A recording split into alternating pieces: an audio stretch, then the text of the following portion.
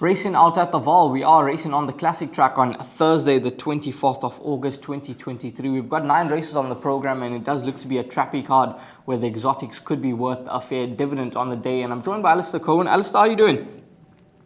Yeah, good. Thanks, Raheel. Nice to be linking up with you and the rest of the team again. We're getting towards the latter parts of August. Who would have believed? The season well underway. Looking forward to the sales on Saturday and Sunday as well. 290 horses gone through all my home for the sale, and well, there are going to be a lot of treasures there. Will you be nicely bred horses? The big farms aren't messing around. Will you be one of the auctioneers?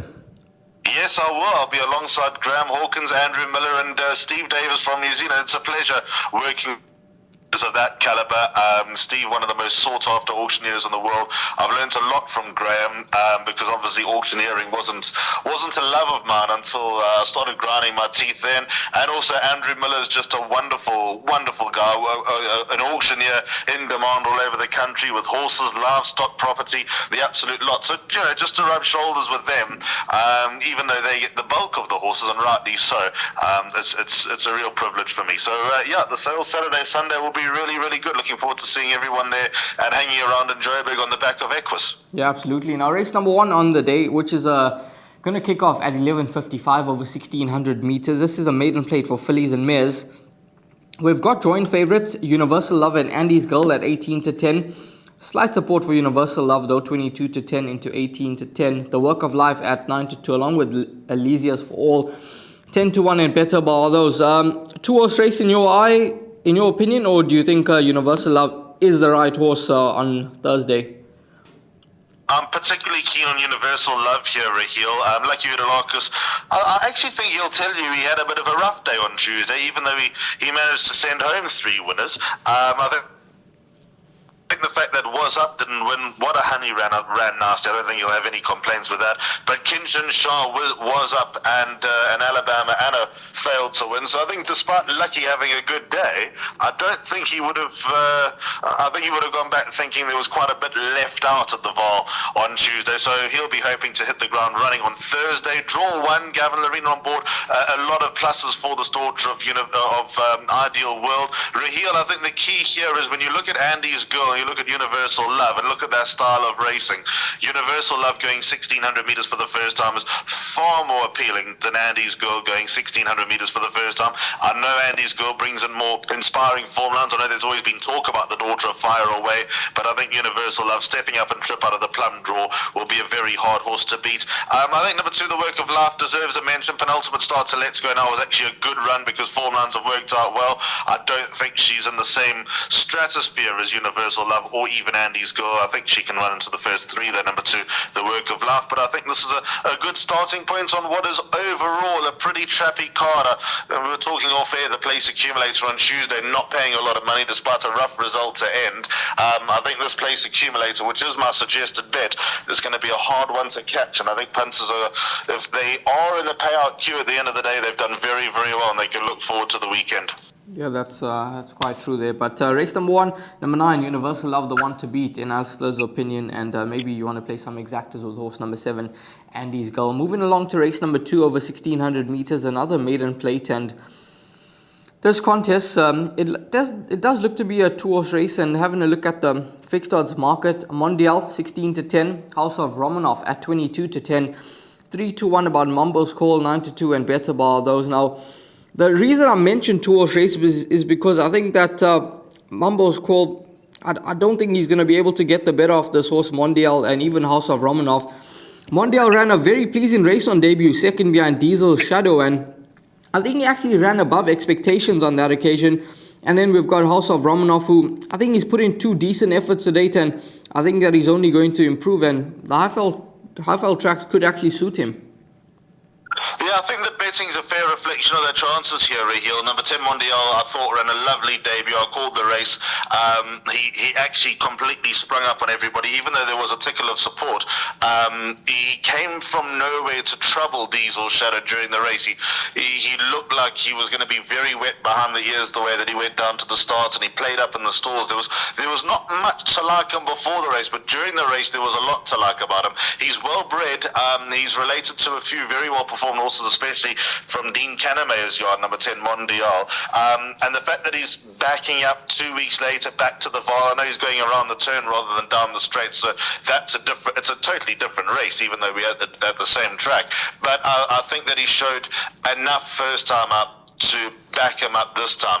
9 House of Romanov, very interesting first time up with Tony Peter. 2 very nice runs with Mike Miller. It's a little bit of a head scratcher why he escaped an inform yard, but anyway, he's up in Joburg now. I'm sure he'll run well. If not winning, I think he'll go very close. Number 9 House of Romanov.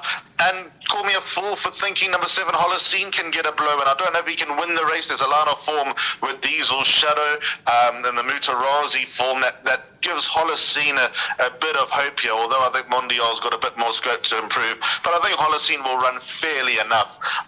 But an order of preference, 10, 9 and 7 in race number 2.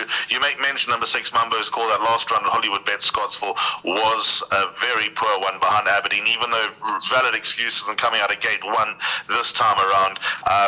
Getting beaten by Aberdeen is fair enough, but some of the horses that finished in front of Mumbo's call are no great shakes. Yeah, horse number 10, Mondial, certainly on the up, and he could certainly take some beating in race number 2, but healthy respect for horse number 9, House of Romanov. Moving along to race number 3, the start of the place accumulator over 1,600 meters. This is the graduation plate for 3-year-old fillies, and it's quite an interesting contest.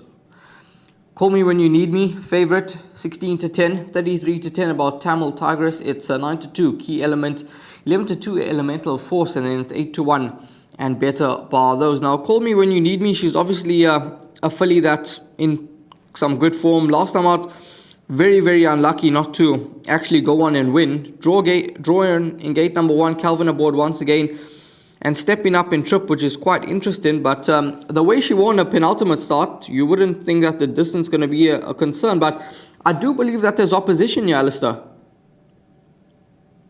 I believe there's opposition, you're quite right, Raheel, but I think the consistency that Call Me When You Need Me brings to the picture, and the fact that she was bitterly unlucky last time out, I think is the kicker here for her. I think she'll run the first 3. She's a PA banker in what looks to be a tricky place accumulator. Gate 1, a big advantage. Had you told me 2 months ago she'll go a mile, I would have thought absolutely no chance. She didn't have the style for that, but Calvin Habib has somehow learned to settle her in and get her to find her feet at the end and finish off her races nicely. Her pedigree is all speed, funny enough, but there's no doubt that she's learning how to see off her races a lot better now than she did as a 2-year-old. So I think it's just pure consistency, and the fact that she was so unlucky just 2 weeks ago makes her the horse that they all need to beat. The best weighted column does push you in the direction number 1, Call Me When You Need Me, albeit not by much. There is a list of worthy dangers here, Raheel. I think number 2, Key Element, is of reasonable quality. Craig Zaki takes a ride for Paul Matchett. Interesting that Orley is on number 5, Elemental Force, who caused an upset last time when trying a trip for the first time. So I don't know whether we can read anything into that. There probably is something there, to be fair. Dakota Cat won well last time, but beat a much, much weaker field. I know Wilkies has come out and won, but there was nothing in that race. So Dakota Cat, although looking impressive last time, coming back from a light layoff, she could back it up and run reasonably. I think number 6, Lady Elliott, dropping it, rather coming back to the Vaal, for the first time, she might run nicely as well. Silver Sanctuary is better than that last run, but there are a lot of question marks about a lot of horses in this race, and Call Me When You Need Me, the only question mark is stamina for me. So I think that she's just got more going for her than anyone else, Raheel. So banker in the place accumulator. Am I going to have a bet at the price? The answer to that is no. Yeah, Call Me When You Need Me could just be the horse to beat, and consistency could be rewarded once again for this daughter of Master of My Fate. But it's quite a competitive race, and a race where if you aren't in the camp of horse number 1, you possibly need to include a few in the start of the PA. Moving along to race number 4, the start of the Pick 6 over 1,600 meters. This is a fillies and mares 76 handicap, and your fixed odds betting market has got Quite Rebellion along with I Am Regal at the top at 7-2. 9-2 about Pretty and Pearls, 11-2 Tree Fairy, 8-1 and better bar those. Quite Rebellion won a nice race last time out. She came from some way back to get the job done. Gone up 3 points, but quite a shrewd move by Stuart Pettigrew to get the services of Sianda Sosibo, and this filly is actually, this mare rather, she's quite well in here, racing off a mark of 73 essentially, and there's no doubt that she can obviously go back-to-back, Alistair, because the confidence would be up. She's a player, Raheel. I know she's won over a mile. That was early doors. That is my big concern, dropping back to 1,600 meters. And also, she strikes me as a horse that's probably best at Turfentine rather than the Vaal. She's not won at this course before. Although I give her a chance, she'll be in my pick 6 and my fabled and fabricated to pick 6, which is obviously not my suggested bet. I think Paul Matchett has a particularly strong hand here. If Call Me When You Need Me runs well a race earlier, number 2, I Am Regal, becomes all the more appealing.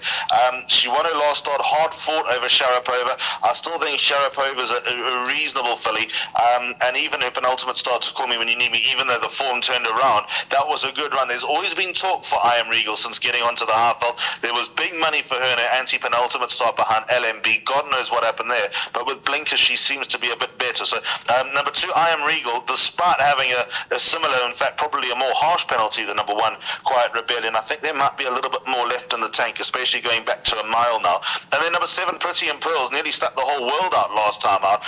But the key with Pretty and Pearls, Raheel, is Muzi Yeni's record on this daughter of Elusive Fort. 4 rides, 1 win, 3 seconds, including a nail-biting second when the whole world was on Quasi's Lady last time, and Pretty and Pearls nearly turned her over. So if she gets a soft lead in this race, because she probably is most deadly from the front, I don't think she'll get a soft lead with Summer of Dreams being there, and she's got one way. But, Pretty and Pearls, I like what I saw last time. She was guided to run at Hollywoodbets Greyville a week ago, and there was no transport available, so here she is fighting another day. I think Matchett will go well in race 4. Does that penalty not concern you? I know she was a bit under sufferance, but 13 points for that second. Yeah, that is a big penalty, and that is a very good observation. But if you're under sufferance, that's a punishment you got to take. So I'm looking more at the Muzi Yeni factor on number 7, Pretty and Pearls. If anyone gets a tune out of her, it's him. Yeah, you're quite right about that. Pretty and Pearls at around 9-2 in the market. Maybe she could just back up that last performance when running a good second behind Quasi's Lady. But I Am Regal could just be the one to beat you, especially if Call Me When You Need Me comes through to frank the form in the previous race. Moving along to race number 5, which is a middle stakes over 2,000 meters. And this contest goes off at 2:05 on the afternoon. The start of Jackpot 1. Destiny of Souls 28-10. Stratospheric 33-10. 4-1. Ballroom Bliss 9-2. Basuye 6-1. And Better Bar. Those. And you're telling me off air, Destiny of Souls, you like this individual a bit. His last 2 starts have been nice efforts behind Atticus Finch and Perfect Witness. Drawn in gate number 2, and he runs well at the course. And distance for the first time, you think he'll see it out? Oh, I think you'll see it out on his coconut, Raheel. Certainly the way that he stayed on last time behind Perfect Witness, that was encouraging. There was a bit of money, bit of support for Destiny of Souls. There's already been a winner out of that form. Stuart Pettigrew's horse, Imperial Master, has come out and franked that form and won a race, I'd say, stronger than this. Destiny of Souls also finished in front of the Cop on that occasion, so he represents that same type of form. I think the Cop will run fairly here. And if you go to all those runs to Stratospheric, even though Stratospheric finished in front of Destiny of Souls, there is such a valuable swing at the weights. The run on the 23rd of March, Destiny of Souls was 4 lengths behind Stratospheric. He now comes at 9 kilos better off for that. On the 29th of June, Stratospheric finished 2.5 lengths in front of Destiny of Souls, and here he also comes in, 5 kilos better off. Destiny of Souls is waited to turn that form around on no uncertain terms. JP Funamava takes the ride. Mike de Kock is back in town. Undoubtedly the horse that they all need to beat. I think that he is one of the better bets on a very, very tricky card, Raheel, and it's going to take a lot for someone to convince me otherwise about number 5, Destiny of Souls. Yeah, that's quite a bold statement there. One of the better bets on the card, and it's a tricky card, so maybe you can take your chances with Destiny of Destiny of Souls in race number 5 at around 28-10 in the market, and could certainly be worth a bet on the nose. Moving along to race number 6 on the program, which is set to be run over 1,450 meters, a merit-rated 82 handicap. 14:35 is the off time. Funky Music, banging form, your favorite at 5-2, 3-1 Majestic Touch at 7-2, Silent War 9-2, and Better Bar. Those, and I'm still trying to get over the fact that Funky Music won last time out beaten Scallywag in a much stronger event, and he won quite comfortably at the end. He hit the line quite hard, and he's a horse that can obviously follow up and go on and make it 4 in a row. But how's his form in his last 5 starts, Alistair? 4 wins and a second. I mean, he's probably one of the most informed horses in the Highveld. Probably one of the most improved horses in the country, Raheel. And also bear in mind that when he beat Scallywag, both of them running under an £8 penalty, they were miles in front of the third place horse. And the third place horse, I think, was Foster Nova, and he's a good horse. So Funky Music has been on the boil for such a long time. When's the handicapper going to catch up with Cape Town, with the son of Cape Town Noir? I've left him out of everything because I don't know if he's going to run. I don't know for sure, so don't hold me to that. But I did the interview with Paul Matchett last week, and I said, Paul, he's running again next week, and he said, I'm probably being a bit unkind to him. So, maybe just taking the foot off the gas. I don't know. If he runs, he's a player, because he's just defied every penalty. There's going to come a time when he's not going to defy a penalty. That could very well be on Thursday. But while he's in the form, while he's in the heart that he is, there's no reason to be off him. So my 3 horses in the place accumulator here are 3, 5, and 7, with my top choice being number 7, Majestic Touch. I want to start with him. He's a very progressive, scopy 3-year-old. It's the first time as a 3-year-old as well. His run on Hollywoodbets Durbanville was fair behind Sandringham Summit, who obviously looks to be the real deal. I thought his win over Jordan was good. There have been winners left, right, and centre out of that form. The likes of the front line, Canford Rose. There have been a number of others horses that were beaten out of sight have come out and franked that form. And Roy Magna holds Majestic Touch in fairly high regard. So it won't be easy for him, but I like the fact that he's got scope and he's coming along, and this will be a nice test for him to see exactly what races they can try him in this season. 5 Mini Coupe, we were confident about him last time. He ran 4th to back to basics off top weight. He's going to pop up one of these days. He might be turning into a bit of a brass, but he'll run well. He's in good shape. And then number 3, Silent War, first run for the yard for Tony Peter, going a trip that I think will suit. I was surprised that he was actually quite effective down the straight on the half vault under Johan Janssen van Vuren. He did well to get a win under the belt with this horse over 1160 metres, because I think the further he goes on the half vault, the better he'll be. So I've got time for number 3, Silent War, and I know the owners quite well. Daryl Utah, he'll tell me that it can't lose because he is the most confident man in the world. But it's a tricky race. The meat of the card is not too easy. I have a lot of time for number 2, Funky Music, as a horse and his improvement, so he will be in the pick 6 if he's a runner. But my PA numbers here are 3, 5, and 7.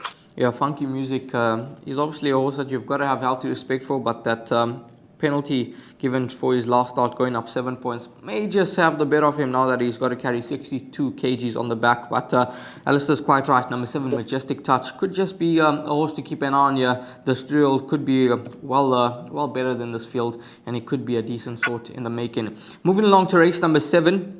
And we've got 3 races to go now. It's a merit-rated 81 handicap over 1,450 meters. 10 past 3 is the off time. Your favorite, Bloomington, at 18 to 10. Nordic Rebel, 9 at 7 to 2. 9 to 2, back to basics. 5 to 1, top fast, 6 to 1. And Better Bar. Those Nordic Rebel ran an absolute screamer last time out. Second behind Running Rifles, who has come through to win once again to frank his own form. He's drawn in gate number 3, and he should be on the premises once again.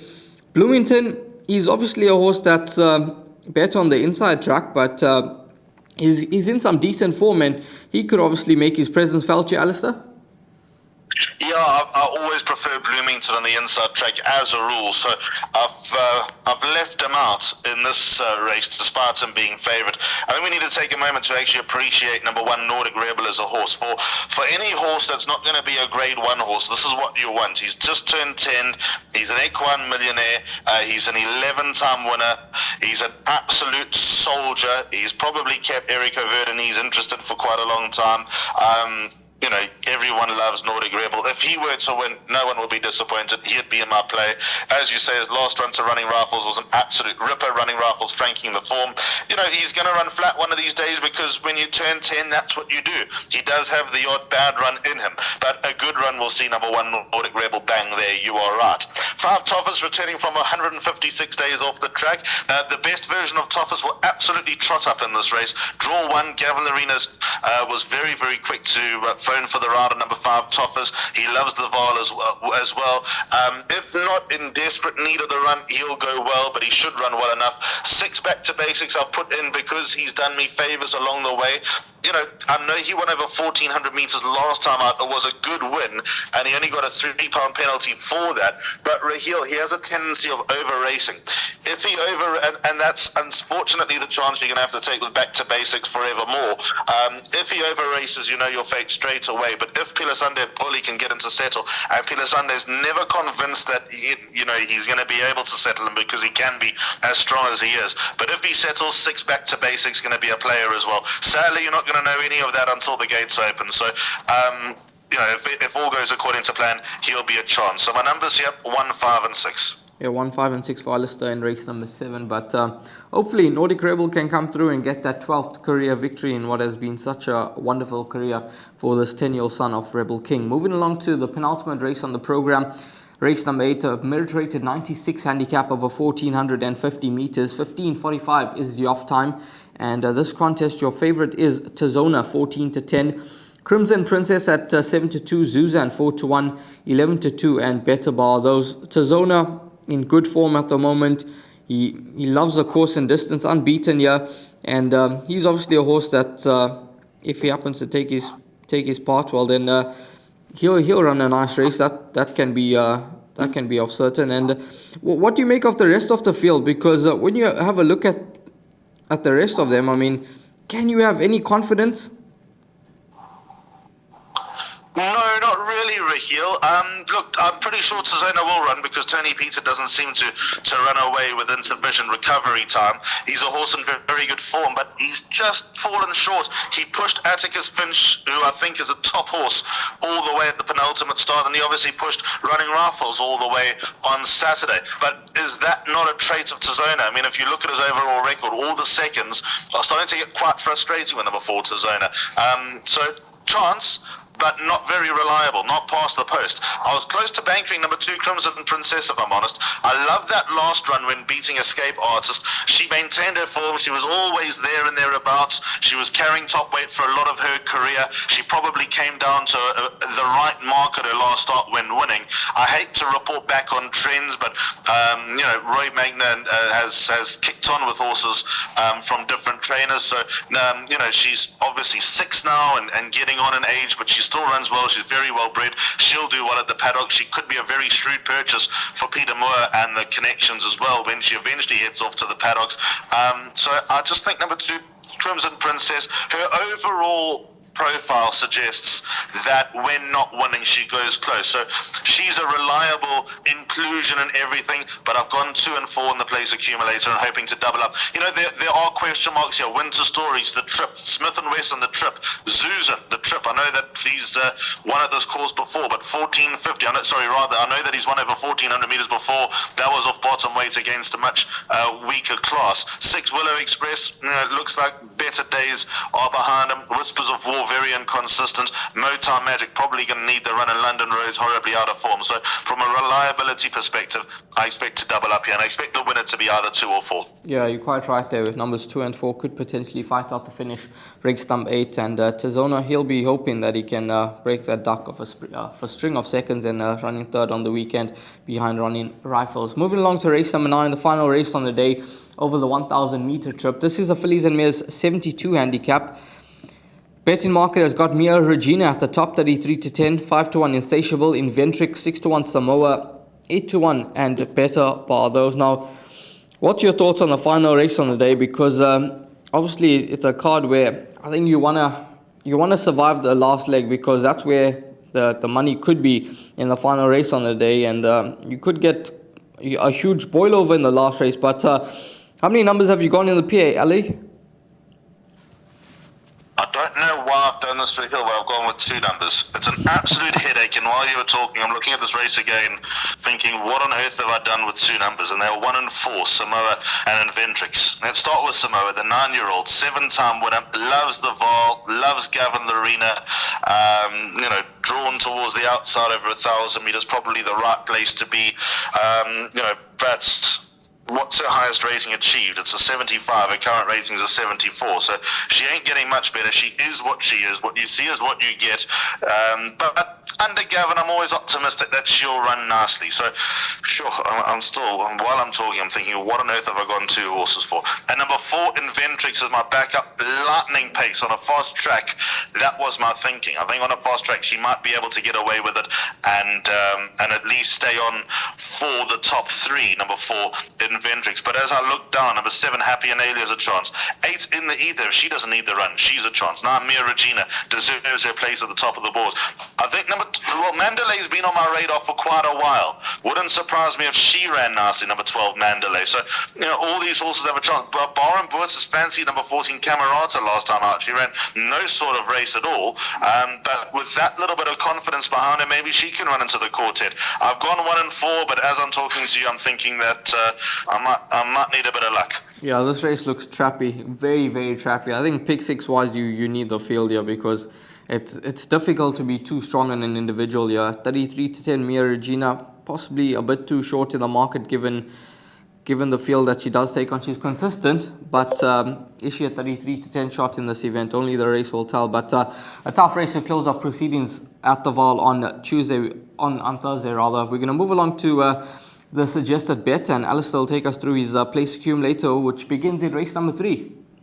Yep, race 3 at 5 to 1. So banker number 1, Call Me When You Need Me, in the first leg by 2 and 7, which are I Am Regal and Pretty and Pearl. So the matched runners I've gone in with there. By banker 5, Destiny of Souls, and I'm very keen on his chances. Then I've gone 3, 5 and 7 in leg 4, which is race 6, Silent War, Mini Coupe, Majestic Touch. By 1, 5 and 6, Nordic Rebel, Toffers, and Back to Basics. Then I've gone 2 and 4, Crimson Princess and Tizone. I might be able to hold that to 1 runner in the end, and for some reason on the last race I've got numbers 1 and 4, Samoa and Ventrix. It could very well pop up, but it's probably a bit more complex a race than that. Yeah, quite a competitive card, and a card, as we mentioned earlier on, the exotics could be worth a fair dividend. Race number 5, Destiny of Souls, could be one of the better bets on the card, as mentioned by Alistair, at around 28 to 10. So maybe a horse that you want to include in all of your plays. Alistair, thanks very much for your time. All the best, and enjoy the rest of your day. Thanks, Raheel. Always a pleasure, and we'll catch up again soon. Yeah, absolutely. Thanks very much to Alistair Cohen with regards to racing at the Vaal on Thursday. All the best, guys. Hopefully it's a profitable one for you.